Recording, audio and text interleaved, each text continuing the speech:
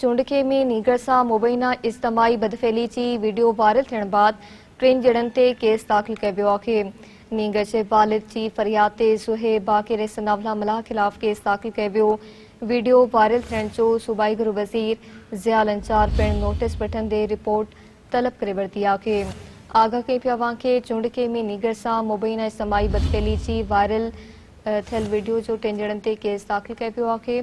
Nigger जे वालिद जी फरियाद ते ज़ुहैब बाक़िर सनावला मल्लाह ख़िलाफ़ केस दाख़िल कयो वियो।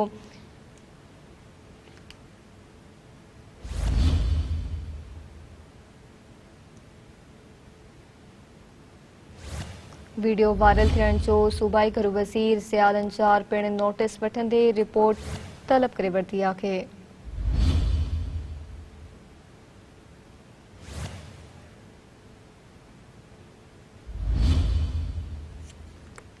चूंडके में नीगर सां मुबैना इज्तमाही बदफेली जी वीडियो वायरल थियण बाद 3 ॼणनि ते केस दाख़िल कयो वियो।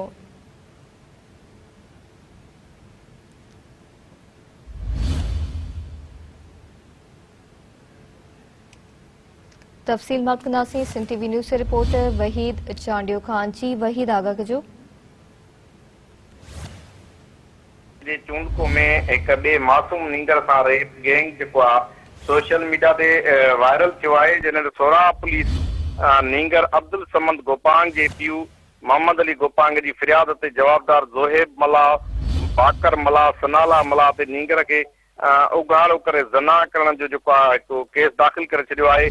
जॾहिं नींगर जो वीडियो जेको आहे सोशल मीडिया ते वायरल थियण बावजूदि हरू वज़ीर ज़िया हुसैन लंजा जो ऐं फौरी तफ़सील तलब करे वरिता आहिनि। जॾहिं त ज़रियनि मां इहो मालूम थियो आहे त पुलिस जेको आहे सो 2 ॼणनि खे गिरफ़्तार करे वरितो आहे। जी ठीकु आहे, महिरबानी अवां जी वहीद आगाह करण लाइ।